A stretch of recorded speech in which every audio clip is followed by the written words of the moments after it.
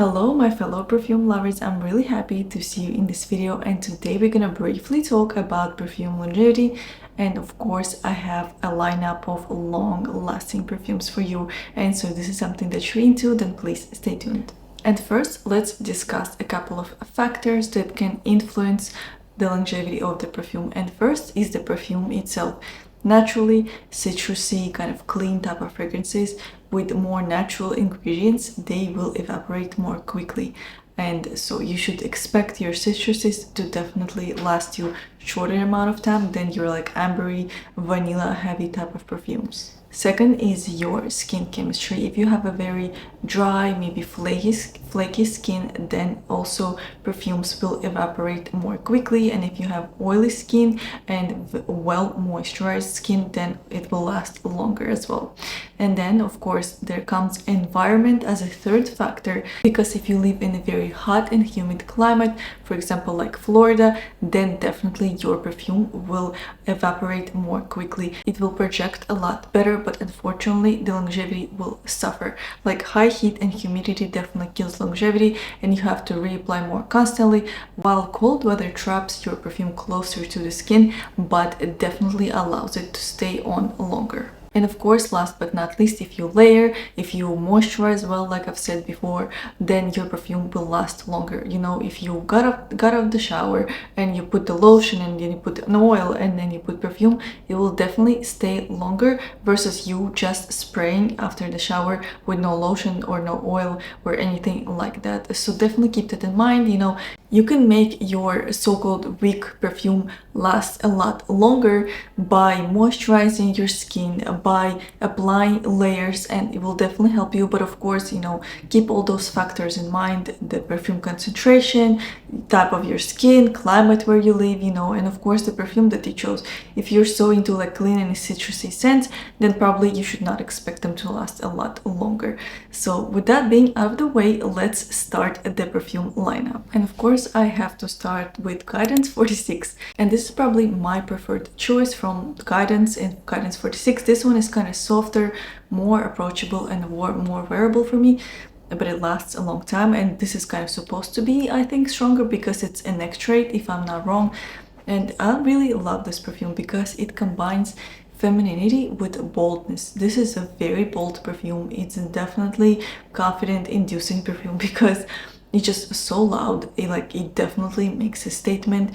If you put it on, like, people will probably smell you, so be ready for that. And with that being said, now let's talk about what it smells like. It smells to me like rose, pear, and hazelnut. Those notes are kind of the stars of the show, and woods are coming through in the dry down more so. But rose, honestly, and hazelnut still stays pretty prominent, and to me this is like a very well blended, creamy and nutty blend with a beautiful rose. Like, if you like those notes, definitely try it and give it a chance, because there's a good chance you will like it. And of course I wanted to mention that this fragrance has synthetic ingredient. I mean, it has a bunch of synthetic ingredients, but it has a lot. Like akigala wood, I know that it's a molecule, you know, it doesn't exist in nature, and akigala wood specifically makes fragrances very potent, very long lasting, and Quentin Bisch is known for using this ingredient. So a lot of his perfumes are beast mode and long lasting. So it's good, you know, to check who perfumer is when you buy a perfume, and also it's good to check like the notes kind of and see what ingredient might give you this long lasting type of performance. And next perfume is Impadia by BDK. And I also really love this perfume because it kind of combines, you know, two of my very beloved perfumes, Guidance and Guidance 46. You know, they're pretty similar to me, and Delina exclusive. It really takes best of those fragrances and encapsulates it in its own type of smell. And it smells also very feminine but quite bold, not as bold as Guidance, and that's why I find it more wearable, but it still lasts a long time. So this is rose, there's also pear, there's bergamot in the opening, so it's definitely bright and fresh in the opening, but then you get that again creaminess and almost like nuttiness. I don't know if it's my nose playing games with me. I smell something nutty here, Even though there are no nuts listed, maybe it's because it smells similar to Guidance, and Guidance has nuts, and that's why my brain kind of tricks me into thinking there are nuts here. But it does smell very creamy, a little bit nutty, very rose forward as well, and there is vanilla in the dry down as well. And also, surprise surprise, there's a Kigala wood again, and that I truly believe that this molecule, of course it's not the only molecule responsible for making it long lasting, but definitely fragrances that have a Kigala wood, they last longer, and this ingredient is here, and therefore it lasts longer. Of course, I'm not a professional, I'm not a perfumer, I'm just telling you what I read and what I learn, but definitely that's my observation as well.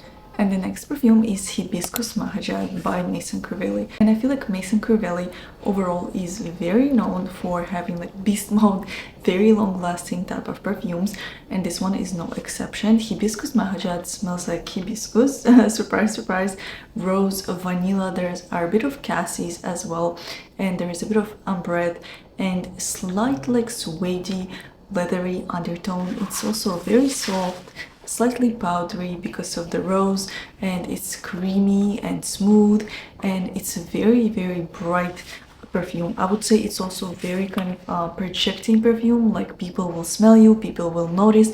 This is not a quiet scent, this is definitely again like a statement making type of perfume, so be ready. Like I remember when I wore it, I definitely smelled it a lot throughout the day, and like if you're not ready for that, if you're like in a very enclosed space, it might get too much. Personally for me, like if I'm in enclosed space and I smell a lot of perfume, I don't feel so well, so definitely be careful. I think this perfume is better worn like out and about, when you have a lot of fresh air around you and you move around, and all that kind of allows the concentration of this perfume to be diluted. And this was Hibiscus Mahajád by Maison Crivelli.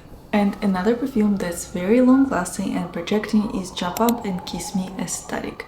And unfortunately this decant is broken. I do not like these decants bottles. This is another conversation. Unfortunately, the top, you know, that comes out, it got broken and it's stuck inside, so I cannot smell it again. I can smell it a little bit, but I remember very well what it smells like. And it opens quite like citrusy because there's bitter orange and there's a bit of pepperiness as well. And then when it dries down, you get Queen of the Show Tuberose. This is Tuberose perfume through and through. Like you have to love this note, you have to want to wear Tuberose perfume to wear it, because it definitely is the most prominent note in this perfume, and it's surrounded by other florals. I would say the other prominent floral I pick up here is Ylang Ylang, and it adds like creaminess. There's zero funk, zero animalic kind of quality from Ylang Ylang, because I know it can happen, but it does not happen here, so do not be afraid of it. I would say that this is a very sexy, confident, also super alluring type of scent. It's bold, it's loud. This is not your sophisticated take on tuberose. This is not your like feminine, ethereal type of tuberose. No, it's more like of a carnal type of tuberose. And if this is something that you're looking for, I highly suggest it. And thankfully you can find this perfume on discounters, so you do not have to pay the outrageous full price. And next perfume is by the same brand, and it's Blonde Amber, and I really love the scent for fall and winter. And personally for me, this is more like of a special occasion type of fragrance. Maybe you're going out, maybe you're going to some event, or you just really want to smell good at this particular evening. Like maybe it would be hard for me to pull off wearing this fragrance every day just because it's very intense. But again, we're all different, so it might be different for you. And so this fragrance has a bunch of notes, definitely too many notes for me to list them all, and really there's no need for that. To me, this is more primarily an amber, tobacco, slightly spicy type of scent. So if you're into more like a darker, richer, very warm type of ambers, then you'll probably like Blonde Ambers. And another perfume that smells quite similar to that, it doesn't smell exactly the same, of course, it smells different, actually very different. Just to kind of give you a reference, it smells slightly in the same kind of DNA, I would say, as Grand Soir. So if you like Grand Soir, there's a good chance you will like Blonde Amber. And I really highly suggest anybody, like basically anybody, to try this scent, because it's such a good and interesting type of fragrance that it's worth trying even if you're not into this kind of scent profile. And last but not least is El Padrino. And this fragrance is this year's release, and it's one of my favorite new releases because it's just such an interesting type of scent. It opens quite fruity and boozy. There is blackcurrant and amaretto, and both these notes I smell super well in the opening, and it gives it's such an interesting twist on your typical boozy perfumes because it also smells fruity. And as it starts to dry down, I definitely pick up very warm quality from amber, and there is patchouli, so I would say patchouli is pretty prominent, so I would suggest testing it first before committing if you're sensitive to patchouli.